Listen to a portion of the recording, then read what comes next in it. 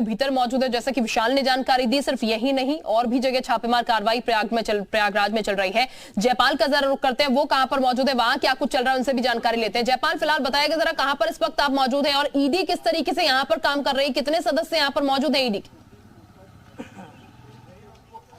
बिल्कुल, देखिए यहाँ पर हम मौजूद हैं खान सौलत हनीफ के घर के ठीक बाहर, जहाँ पर ईडी की कार्रवाई चल रही है और ये अतीक अहमद के वकील हैं। और साफ तौर पर ये जो कार्रवाई है वो ये दिखाती है कि अब जो तमाम अतीक से जुड़े हुए लोग हैं उनके ऊपर सीधे तौर पर अब कार्रवाइयाँ शुरू हो गई हैं। और लगभग 1 घंटे से बताया जा रहा है कि यहाँ पर ईडी की कार्रवाई चल रही है और पुलिस के लोगों को भी यहाँ पर तैनाती कर दी गई है। यानी साफ तौर पर अब जो वकील हैं अतीक अहमद के, वो भी रडार पर आ गए हैं और ईडी जो है लगातार इस तरह से दस्तावेज जो है वो हासिल करी। और भीतर ये बताया जा रहा है कि कई अहम जो दस्तावेज हैं वो खंगाले जा रहे हैं और जो सॉफ्टवेयर है कंप्यूटर में वो जो है वो चेक किया जा रहा है। अधिकारियों के द्वारा पूछताछ भी की जा रही है और सौलत हनीफ खुद भीतर मौजूद है, उनसे भी अधिकारी लगातार पूछताछ कर रहे हैं। तो जांच इस बात को लेकर हो रही है कि आखिर फंडिंग कहां से हो रही थी और ये जो फंडिंग है वो कौन कर रहा था। और इस पूरे मामले में अतीक अहमद जो है वो उसके पूरे नेक्सस को एक तरह से तोड़ने की जो कवायद है वो यहां पर आपको दिखाई दे जाएगी। एक बार घर के भीतर देखिए कुछ हलचल जरूर हो रही है और यहाँ पर जो तमाम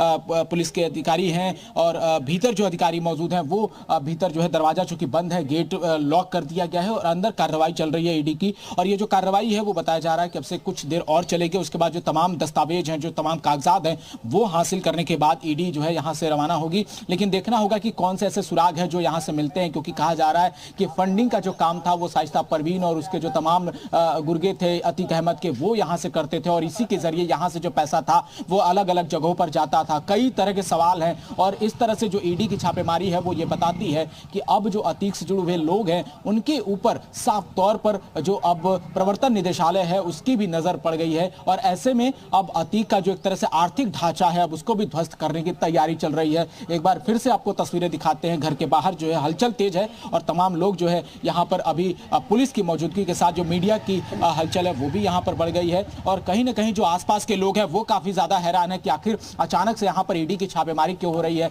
जो कॉलोनी के लोग हैं वो भी काफी ज्यादा सख्ते में आ गए हैं, क्योंकि अचानक से दंदनाती हुई जो गाड़ियां हैं, देखिए अपने अपने कॉलोनी के जो गेट्स हैं, अपने घर के गेट हैं, वो खोलकर लोग बाहर देख रहे हैं कि आखिर अचानक से ऐसा क्या हो गया।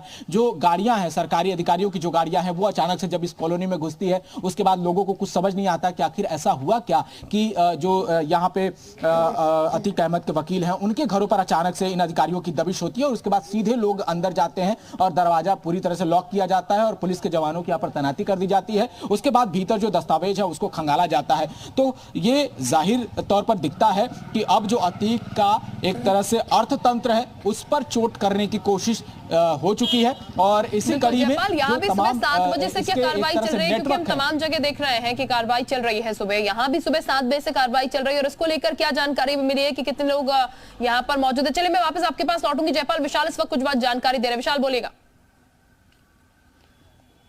और देखिए आपको बता दें कि ईडी की चौथी जगह पर ईडी की रेड चल रही है। और आपको बता दें कि माफिया अतीक अहमद के करीबी हिस्ट्री चीटर गुलफुल प्रधान के घर पर ईडी की छापेमारी लगातार। इस पूरे मामले में अतीक अहमद के तमाम करीबियों की तलाश चल रही है। हमारे सहयोग गुफरान है, क्योंकि लगातार अब ईडी की कार्रवाइयों का जो दौर है वो तेज हो चुका। चौथी जगह गुफरान प्रयागराज में, मतलब ईडी की तबाह तोड़ छापेमारी। बिल्कुल, देखिए माफिया अतीक अहमद के जो भी करीबी हैं, जो भी उससे जुड़ करके प्रॉपर्टी का कारोबार करने वाले थे, उन सभी के यहाँ जो छापेमारी है ईडी की चल रही है। और उसी कड़ी में गुलफूल के यहाँ जो छापेमारी की कार्रवाई चल रही है, माना यह जा रहा है कि वहां से बड़े पैमाने पर जो दस्तावेज हैं ईडी को जमीन से जुड़े मिल सकते हैं, क्योंकि लंबे समय से माफिया अतीक अहमद का जो काम है बेनामी जमीन है, बिल्कुल जो उसकी जो बेनामी संपत्तियां हैं गुलफूल प्रधान के ही एक तरीके से हाथ में रही हैं और लंबे समय से अतीक अहमद के लिए वो काम करता रहा। राजूपाल हत्याकांड मामले में भी वो मुख्य आरोपियों में से एक है। हालांकि उसकी जो मौत है 2021 में कोरोना के चलते हो चुकी थी, लेकिन उसके कारोबार को उसके बेटे वदूद और दूसरे जो बेटे हैं वो संभाल रहे हैं और यही वजह है कि उनके घर पर भी छापेमारी की जो कार्रवाई है वो चल रही है।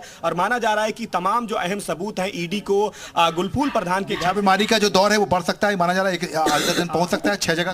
बिल्कुल ये हमारी एक जानकारी, जो बड़ी जानकारी ये है कि लखनऊ में भी माफिया के कई जो करीबी हैं वहां पर भी छापेमारी चल रही है। गाजी गाजियाबाद में भी चल रही है, कुछ और जगह जो प्रयागराज के कई ऐसे आपको इस वक्त की बड़ी खबर बता दे रहे हैं कि ईडी तवातोड़ छापेमारी कर रही है। प्रयागराज में 4 जगह पर अभी तक छापेमारी हो रही है। इसके साथ साथ जो इंफॉर्मेशन आ रही है उसके अनुसार गुपचुप तरीके से अतीक अहमद के जो तमाम रिश्तेदार हैं या तमाम उसके जो कारोबारी दोस्त हैं जिनकी बात सामने आ रही थी, उनके यहाँ भी छापेमारी की कार्रवाई की जा रही है। मतलब साफ है कि ईडी लगातार अब इस पूरे मामले में एक्शन मोड पर है और 4 जगह पे जहां पर हमारे सहयोगी